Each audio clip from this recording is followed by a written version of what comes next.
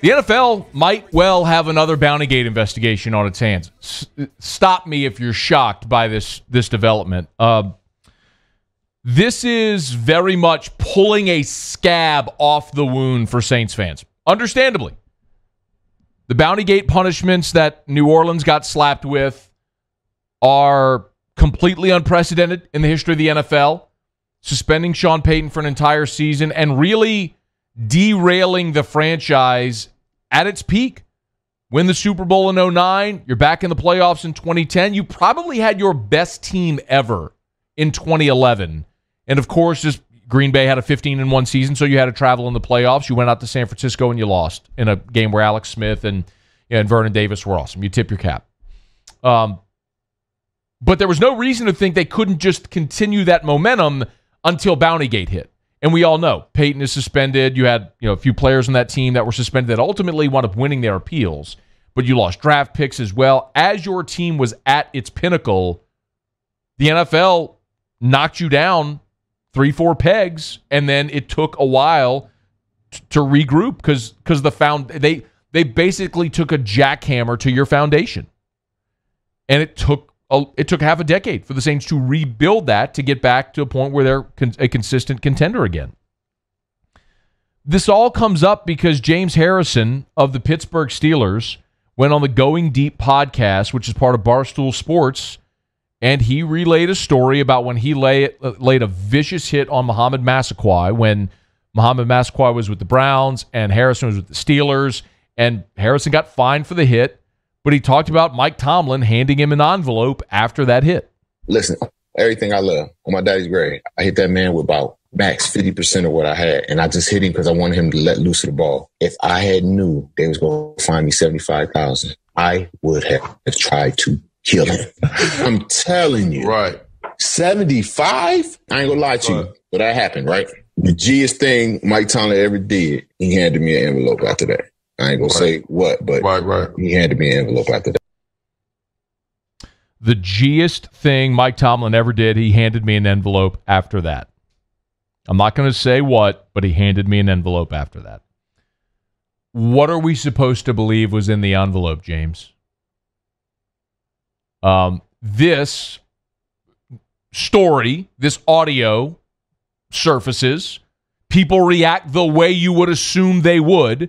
So James Harrison screenshots several of these headlines, posts them on his Instagram with the caption, "Wow, y'all really comparing what I said to Bountygate? Mike Tomlin has never paid me for hurting someone or trying to hurt someone or put a bounty on anybody. If you knew the full story, what happened back then, you'd know that BS fine for illegal play wasn't even penalized during the game. The league was getting pressure because the first concussion lawsuits were starting." And he goes on and on and on, and then talks about how the league was selling pictures of that photograph, which he actually screenshotted that as well, the NFL photo store where they were selling photos of that picture, that hit where he knocked out Mohamed Massaquoi. Anyway, this is Harrison's attempt, feeble as it may seem, and it certainly, to me, appears feeble, to explain what that was. Very clearly, Mike Tomlin gave him an envelope. Whether you want to call it a bounty or you want to call it whatever you want is irrelevant. Tomlin, I mean, do we think that Mike Tomlin put 2 tickets to the ballet in an envelope and handed them to James Harrison? Could we get the Pittsburgh Arena concert schedule from back in, in 2010? Is it possible that Justin Bieber might have been in town and Tomlin was gifting James Harrison a few tickets? Come on, James. And then you get Art Rooney involved, Steelers president, who issued a statement and said, quote, "I'm very certain nothing like this ever happened. I have no idea why James would make a comment like this, but there is simply no basis for believing anything like this." Art Rooney sounds like the naive parent whose kid gets in trouble at school, and then the kid's in the principal's office, and the principal has to call with their kid in the office, the parent, and the parent's like, "Oh, not my child. My child would never behave like that. I have no idea why you would assume such a thing. The other kid must be lying, not Johnny."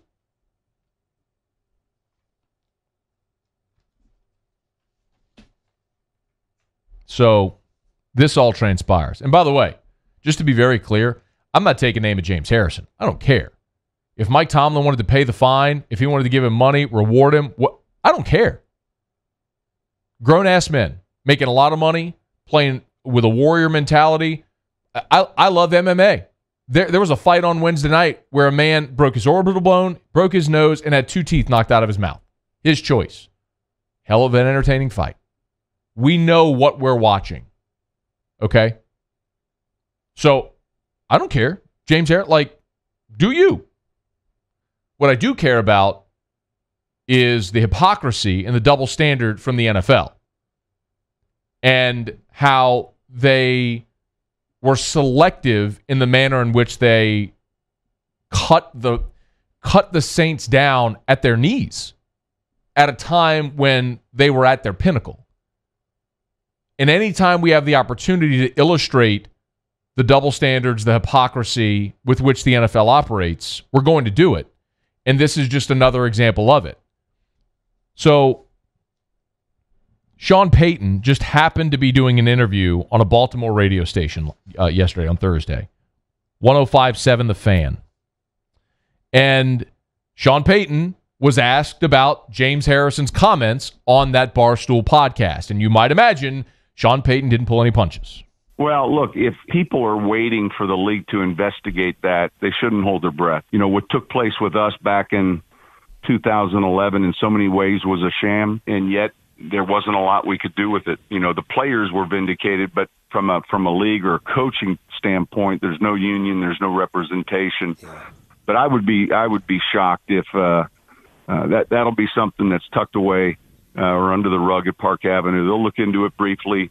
Listen, don't get me started on that. Salary was something that, honestly, something I'll never truly get over, because I know how it was handled and how it was run, and how it and the reasons behind it, and that's just the truth. Well, the amazing thing. How many times do you hear employees at any company publicly and without remorse refer to their management and their activities, their behaviors, with words like sham? I want you to imagine this. Wherever you work. If you work for yourself, then maybe imagine your employee saying this about you. But wherever you work, imagine publicly talking about your boss, like the head of your company, the CEO, whoever is the top dog there, and talking about that person's actions and referring to it with the word sham. Saying it's going to be swept under the rug. That'll be something that's tucked away or under the rug at Park Avenue. Quote. Sean Payton, I'll never get over it. It's something I'll never get over. Lost $6 million in salary. How it was handled, how it was run, the reasons behind it. That's just the truth. You have one of the NFL's 32 head coaches directly, staunchly, boldly challenging the authority and the legitimacy of the commissioner and the manner in which he hands out discipline in the NFL.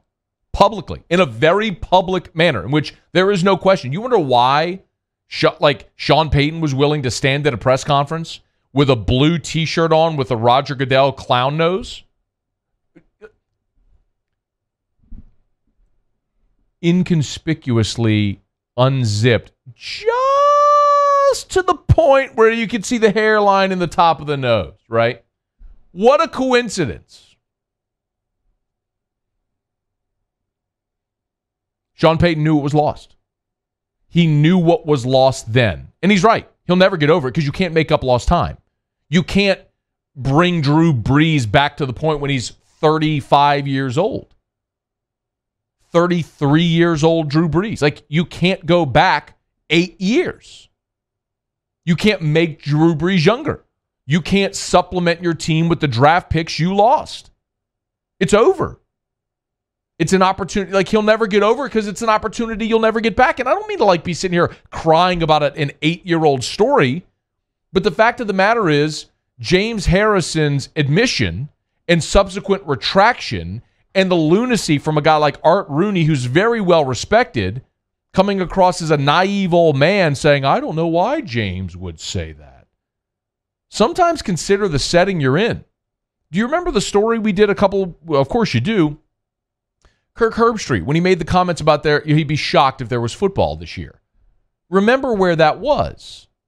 Kirk Herbstreit was on Freddie and Fitzsimmons. It's a late-night ESPN radio show. I'm not saying it's irrelevant, but my point is, when it's 11 o'clock Central Time and you're on a radio call on a late-night show and you make a comment off the cuff, sometimes you don't consider the ramifications, but some guy from TMZ happened to be listening to it or was tipped off, wrote a story about it, and boom, it blew up on Herbstreit.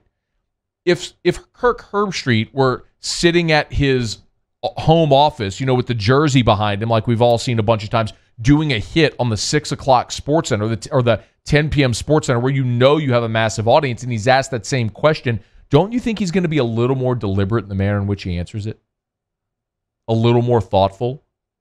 Doesn't that make sense? Same with James Harrison.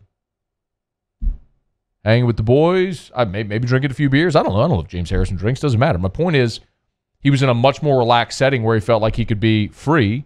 He let something slip that he probably shouldn't have, not thinking what the consequences were going to be. Now the consequences are where they are, and the NFL has to deal with them. And Sean Payton's right. What's going to happen with this is a whole lot of nothing. What will be the best part of this for Sean Payton is a month from now, 2 months from now, whenever that comes, and the NFL says, we reviewed it, didn't find any evidence of wrongdoing. We interviewed so-and-so and couldn't find evidence of wrongdoing. Sean Payton can point back exactly to the comment he said. That'll be something that's tucked away under the rug at Park Avenue. They'll look into it briefly. When that happens, we can pull that audio back and say, see, this is why people don't trust the NFL.